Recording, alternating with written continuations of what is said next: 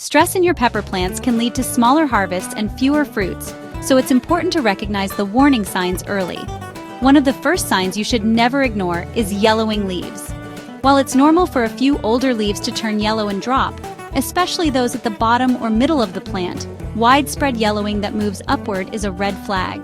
This often points to a nitrogen deficiency, especially after heavy rains or frequent watering that leaches nutrients from the soil. The fix? Apply a liquid or water-soluble fertilizer rich in nitrogen, and be sure to feed potted peppers regularly, often with every other watering.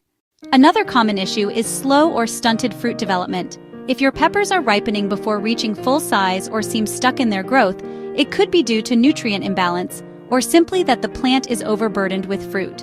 On larger varieties like bell peppers, we often remove excess fruit so each plant focuses on producing just 6 to 8 at a time.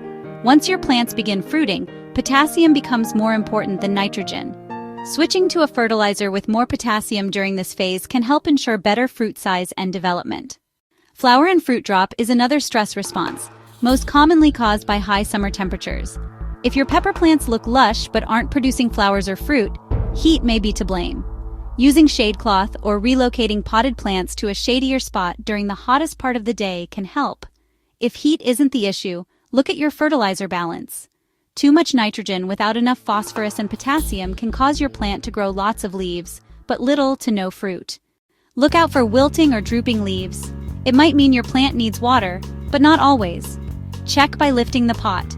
If it feels light, soil is too dry. After watering, leaves should perk up within a couple hours. But if wilting persists, it could indicate overwatering or poor drainage, especially for in-ground plants. This can lead to root rot where roots die and the plant struggles to absorb water and nutrients. Improving soil structure with compost or grit over time helps. More seriously, wilted branches that don't recover could point to verticillium wilt, a fungal disease. To reduce risk, mulch around your plants, remove lower leaves, and if needed, remove infected plants to prevent the disease from spreading. Lastly, brown spots on the bottom of your peppers often signal blossom end rot. It's not a rot in the traditional sense, but a result of calcium not reaching the fruit during development. The cause is typically uneven watering, not a lack of calcium in the soil.